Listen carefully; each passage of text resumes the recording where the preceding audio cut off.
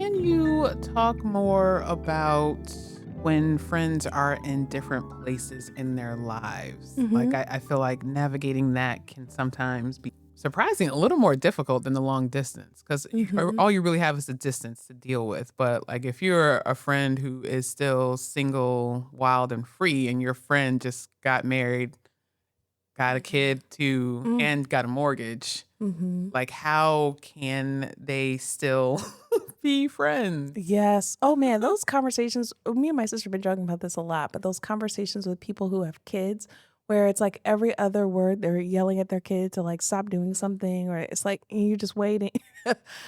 It just is different, and it requires being really intentional, and so maybe you schedule up calls or check-ins when they put their kids down for bed, and if that is a good time for them, or maybe when their kids are in daycare or during nap time.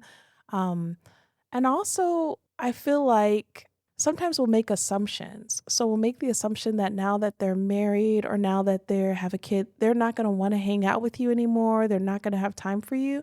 And so again, people will decide to pull away. And so just noticing that impulse that maybe you're feeling sad, maybe you're feeling nervous about the relationship, maybe you're feeling abandoned in some ways. Mhm. So honoring what is there, like how you're feeling, finding really soft ways to communicate how you're feeling with the friend. So not like you've been a terrible friend or you got married and you don't have time for me anymore. But I've been noticing we don't hang out the way we used to. I've been feeling like I'm not a priority to you anymore. Those kind of conversations. And if the person's like, "Yeah, you're not a priority to me anymore. I was hanging out with you to find my husband, and now that I have him, I don't care." Then you know how to move, right? Well, I mean, I think of if it's that situation, I feel like sometimes it's that friend who's like, "Yeah, you're not a priority anymore because I have a newborn." Mhm. And it's just like, "Okay, cool. Mhm. I completely understand." And so it's just like, how do we move forward? Yes. And are we going to move forward as friends, or have we just downgraded to acquaintances and Mhm. associates? Or do I just check in with you when the kid is 5? Yeah, if I have time for it when Yeah. the kid is 5, because I might be doing other things, This is like true. living in Asia, who Who knows? Okay. knows? So yeah, I think this is just about having these conversations, not putting things off, not taking it to chat, to sort it out, right? Because at the end of the day, you just wanna be in communication with your friend, and if they're not calling you back, then there's your answer.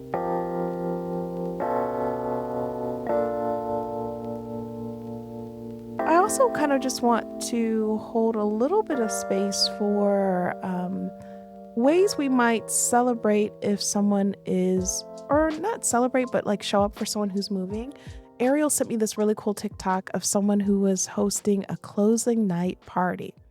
Now, I thought I was going to have a traders party because I have been wanting to have a traders party. I am going to have one at some But to point. say you still can have one. Oh, I definitely going to have one at some point. It'll be like I want to on be the show where Alan. they all have to arrive in Scotland. Yep. We have to arrive at your place cross Hello? country. Yes, and I'm gonna be dressed all fabulously like Alan. Okay, my friend Amber was like, "Ooh, what are you gonna wear?" I said, "Ooh." Took it to a whole 'nother level. So, we're definitely gonna do that, but I have a ton of things I have to get rid of, and, we all know with the devil, Facebook Marketplace is, okay? We don't know who's coming It's to get us it's a when. lot of work though It too, is just back and selling. forth, back and forth. It's too much. And, Mhm. a couple of years ago, I did a garage sale with my sister. Oh my gosh, that was so much work and so little Mhm. payoff. I said, "I'm not doing another one of these for a very, very long time, if ever." Okay? So, I've been donating a lot of things, but for some things that are really sentimental, like some of these beautiful plants that I have and I adore, or some pieces that my friends have just loved over the years, this idea of having a closing night party where your friends come in, they shop your items that you need to get rid of. You have this moment to sit together, to laugh, enjoy each other's company. But you know your things are going to a good home. There's something about that that like the things I'm parting with, I still want them to go to a good home. It's just a really cool way to create some memories with your loved ones. The other thing that the creator of this TikTok shared was that this could be something that you do once a year. And then she ended it with a toast and a reflection of the year and things they want to manifest going forward. And I just thought that was so powerful. This idea of being in community with your loved ones, you all kind of reflecting together and thinking about what you want for yourself going forward and for other people to help you manifest the things that you're speaking that you want.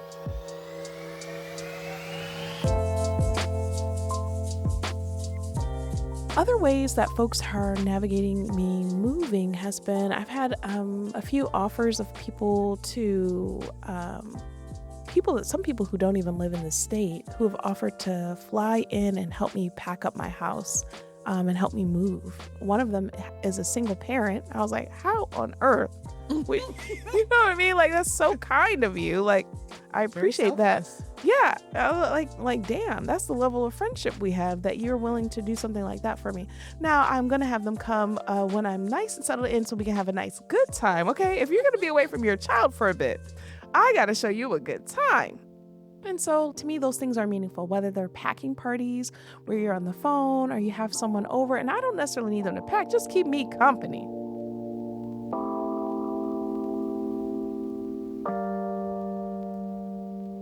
Other offerings of support are just people saying, while we're sad you're going to be leaving, you know, just reflecting on some of the memories that we have together, making sure we get together before I move, seeing if there's anything that I need as support. So I have just felt really, really loved and supported and held. And I'm a strong believer because I moved so much growing up that like the relationships you want to keep, you can keep them going. Mhm. Distance is not going to stop anything for me. And so I think it is also an opportunity to see what are the relationships that stand that test of time, who are willing to put in the work. I'm pretty sure I know who those people are just from some of the things that they've shown me over the years. And yeah, this is the place I've lived the longest in my life. Oh, wow, impressive. I know, that's a long time. It's That's impressive. wild. I think in the end, you have to treat the friendships as you would treat a romantic relationship. They both require work. I think some people just think it's just gonna magically happen. A friend is a friend, and that's how it is. You gotta put effort into keeping friendships going. That's Do. so true.